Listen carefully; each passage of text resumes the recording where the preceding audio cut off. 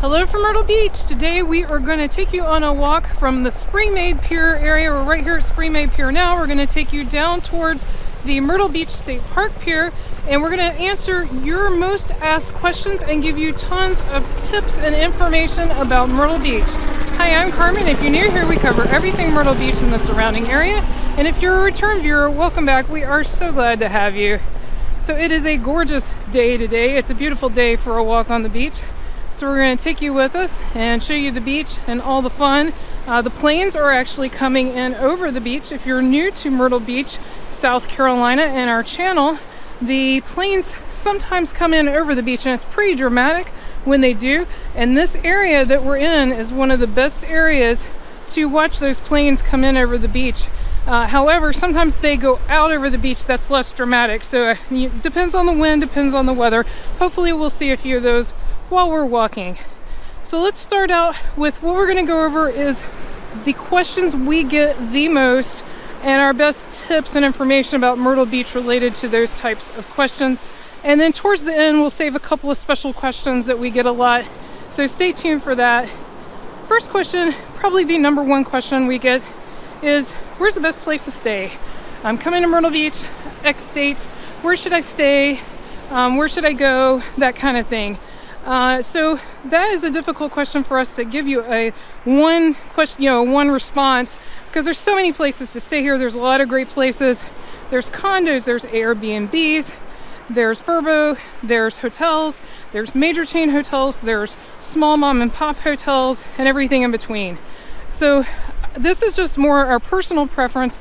Before we moved here full time, we did stay in some hotels here, but we tend to stick to either Hilton properties or Marriott properties. And if I was telling my friend where to stay, I would still advise them to stick with a major chain. I just think you get certain protections. They're consistent. They have consistent checking for bed bugs, that kind of thing. You're just going to get a different level. Now, there's some really fine resorts here, very nice resorts that are independently owned. It's not to say there's not other nice places to stay. It's just hard to know what those places are. The second tip I have is to look at TripAdvisor. TripAdvisor, you can look at the ratings from other people, get an idea if you're looking at a specific resort. The other thing I will say is, of the places we've stayed, we have stayed at the Hampton Inn Oceanfront in Myrtle Beach. We have stayed at the Marriott Residence Inn Oceanfront in Myrtle Beach. We've stayed at the Fairfield Inn at Broadway at the Beach, that's by Marriott. And we've stayed at the Hampton Inn at Broadway at the Beach. We paid for all of those with our own money, so this is not sponsored in any way. This is unbiased. And we liked all of them. They all have their pros and cons. Out of those I listed, the Fairfield at Broadway at the Beach was probably my least favorite. It's just a little less nice, but guess what? It's also a little cheaper. So you sort of do get what you pay for. You would think Oceanfront would be more than at Broadway at the Beach, but that's not necessarily the case. It depends on the time of the year and what's going on. Like, for example, if you're here 4th of July, you could pay just as much to stay at that Hampton Inn at Broadway at the Beach as you do for something Oceanfront. It just depends. It depends on how busy they are, how booked up they are. I would book in advance if as far out as you can. However, I would also keep checking the rates. They change all the time, and you might get a better rate than the one you originally booked. So on to another big question we get. Once I get there and I've got somewhere to stay, where do I eat? What's the best restaurants? We especially get a lot of questions about what's the best local restaurants. Again, so many. This is just going to be a personal preference, but our favorite is the Sea Captain's House. It is local. It is oceanfront. It is not cheap, but it is very good. You get what you pay for that for sure. And if you go at lunch, you can get some decent deals. We do have a video on that. It's linked down in the description below, and so are tours of those hotels I mentioned. Those are also in a playlist in the description below, so definitely check those videos out for more information. We also like the Grumpy Monk. That is at Broadway at the Beach. That's also a local restaurant. We also like Nacho Hippo, and that is also at least local within this area. I mean, it's a fairly local, it's somewhat of a chain, but it's a local chain. And that's more on the Mexican cuisine. And there's one of those at across the street from Barefoot Landing, one of those at the airport, and one of those at Market Common. And we do have videos on some of those restaurants as well, again in the playlist in the description below. Another question we get, oh, someone's getting married. Oh, congratulations, whoever you are. That's sweet. And it's funny, even though I mentioned the planes, now all the planes have stopped. When we were walked the other way first, and there were tons of planes. Now there's no planes. I'll try to put a plane in here if we don't get to see one. I'll insert one. But let's see what else. So we get a lot of questions about rental chairs. Rental chairs, first of all, in the off season, there may not be any rental chairs, or if there are, there'll be very few. They'll be in front of the major hotels where the most hotels are concentrated in Myrtle Beach. Do they have them here at the state park? We're at the Myrtle Beach State Park now. Right after this RV park starts the Myrtle Beach State Park. And they do sometimes, but it's pretty rare. It's like during the busiest time of the year here. How much do rental chairs cost? It varies. It's not a set price. It even varies between the different areas here. So you have to ask a person that is, if you sit in a chair, someone will come and tell you how much it costs. But I can't give you a set price. It does change. I think oh, here comes a plane. We'll check it out when it gets closer. In fact, we'll just stop here and watch the plane while we answer the questions. This is a smaller plane. Sometimes the really big jets come through, and sometimes we get military jets, which is really cool too. The Myrtle Beach Airport used to actually be an Air Force base, and then it changed to the Myrtle Beach Airport. So yeah, that's a smaller plane. Still cool though to see it come in over the beach.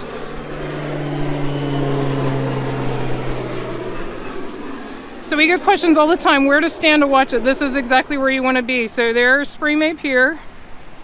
This is the Myrtle Beach State Park. So right on that line, this is where you want to be to watch the planes come in. Like I said, no guarantee they're coming this direction, but that's definitely a question we get a lot. Also, back to the rental chairs, you can also find cheap chairs here.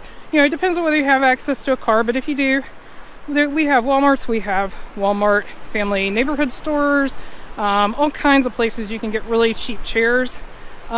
People always ask me, where should I go to buy stuff? They ask, should I go to Wings? Should I go to those beachwear places? You can definitely do that, especially if you don't have a car. That might be the most convenient thing. But I always tell people, if you have the time and you have a car, I would definitely go to Walmart. And again, not sponsored by Walmart. They have really affordable stuff, so if you're not going to be able to take it home with you and you're just going to have to donate it or something when you're done, I would definitely recommend going to Walmart. Do beware though, some places, including major chains, limit your ability to return those items, and it's just for that reason. People come, they buy them, and then they want to return them after they use them. So just be warned that some of the beach-specific items may have different return policies. So other questions we get is entertainment. Of course, that's the other big one. Again, tons to do here. It's very exciting. And another huge question we get related to entertainment is what is open in the off-season? Most things are open in the off-season. That's the easy answer to that question. If you are curious about a specific place, like you have your heart set on going somewhere, definitely go to their website or call them to be sure. I can tell you right offhand, some of the things that do close is Family Kingdom. Family Kingdom closes and opens at different times each year, so I can't tell you exactly, but they close in the fall, they open in the spring, and that is a amusement park on Ocean Boulevard. Also, some of the other rides close down for the season, or they have very short hours. However, the Skywheel is open year-round. That is on the Myrtle Beach Boardwalk. Most other things though, like you're talking about putt-putt, most other entertainment, indoor and outdoor, is open year-round. These state parks are open year-round. Brick Green Gardens is open year-round. So are the shows, the big shows. Most of those are open year-round. So again, check with Ripley's Aquarium and Ripley's attractions are open year-round. And like I said, a lot of them do shrink their hours. Like instead of opening at 10, they might open at 11 a.m., that kind of thing. So always check their websites or call ahead just to be sure. But the Ripley's Aquarium is actually one of the few places you can go to on Christmas unless they change that. So far each year they've been open even on Christmas Day. So that's something to keep in mind if you're here over the Christmas holidays. But as far as what are the best things to do, that is a tough one. We have a ultimate guide to Myrtle Beach. I will link that in the description below. That is definitely one you want to check out because we talk about all those things. We talk about the very best things to do. That's a whole video in and of itself because there are so many things to do here. Right off the top, it depends, it depends on your personal preference. We enjoy putt-putt, and there's a lot of good putt-putt courses here. We enjoy Ripley's Aquarium. We enjoy Brook Green Gardens and their Low Country Zoo. They do have a small zoo there at Brook Green Gardens. We enjoy both of the state parks. We're at the Myrtle Beach State Park right now, as I mentioned. There's also Huntington Beach State Park, and it's a bit bigger, has a little more going on, has a marsh, as well as oceanfront, so that's definitely a place to check out. And both of those do have camping, both RV and tent camping as well. So all kinds of, just tons of activities. We could go on a bunch of rides and amusement parks, wax museum, alligator adventure up in North Myrtle Beach, which is another zoo-like attraction. So yeah, all kinds of fun stuff to do. If you have a question we haven't covered by the end of this video, definitely leave that in the description below. That way when we do another video like this, I can answer it, but also I'll try to answer you in the comments as well and let you know about that. If you're enjoying this video, be sure to click the like button. That helps other people find our video. We really appreciate that. We've got a little river to cross here. The tide went out in a funny way today. So back to the frequently asked questions. Another big question that we get all the time is parking. The city of Myrtle Beach, starting this year, is going to year-round parking. They are charging for parking year-round now. That is a big bummer. I get comments that that's a bummer. It is a huge bummer. Trust us. As people who live here, it's a big bummer. So that's something to keep in mind when you come here. There's no longer an off-season when it comes to parking, the metered parking. We do have a video though, so if you're not staying oceanfront, we have a video that gives all kinds of parking tips. It's in the description below, and that one we show where some free parking is as of the time of this video. It could always change in the future. There's no guarantee it will stay free, but as of now, it is free parking. So check that video out for information on that. So I said we keep a couple of questions to the end. These are more specific. We get a lot of questions about where are we from and what is my accent. We are from North Carolina and we are born and raised there. My family goes back many generations, all the way back to the Revolutionary War and beyond in North Carolina. So I'm about as North Carolina as they come. Does my accent sound like North Carolina? It depends on where you live in North Carolina. I'm from a larger city. It really depends on where you're from in North Carolina. There's all types of different accents from one side of the state to the other. My family is actually from the mountains of North Carolina, and that has its own distinct accent. So there you go, there's my accent. Brian is also from North Carolina, but his family is not from North Carolina. He's been there since he was an infant, but he has more of a mixed accent because his family is not from there. And then when did we move here? We moved here just over a year ago, but we did have a vacation home or a second home, whatever you want to call it, here for about 20 years. So we've spent a huge amount of time here even before we moved here. And why did we move? Why did we pick here to move to? If you're watching this video, you probably know. You probably already love Myrtle Beach. But if you don't know, it's all the things we've been talking about. There's so much to do. There's the beautiful beach, the beautiful ocean, lots of entertainment, lots of restaurants, just lots of fun. I mean, there's just so many things to do. Why wouldn't you want to live here?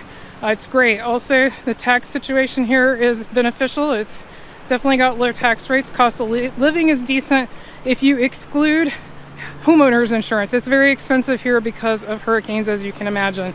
But if you exclude homeowners insurance, the cost of living here is pretty good. House prices here, despite it being a popular place to move, are decent. I wouldn't say they're great, but they're decent for what you get. So yeah, all of those are great reasons. And then finally, the other question we get all the time, and I've answered it repeatedly, but I'll say it again. We do a lot of videos biking around Myrtle Beach. Get questions all the time. Do I have an e-bike? And can I recommend one? No and no, because I don't have an e-bike. Never had an e-bike. Brian and I have biked for many years. We just enjoy biking. And so I'm not a fast biker, but that doesn't matter to me. I just enjoy it. We do it for fun. And so no, sorry, we don't have e-bikes. But we do love our biking, and if you choose to bike here, definitely bike at your own risk. The traffic here, especially during tourist season, is something serious to contend with. If you've enjoyed this video, be sure to click on the video on your screen right now and click subscribe so you won't miss anything new. Thanks so much for watching. Until our next adventure.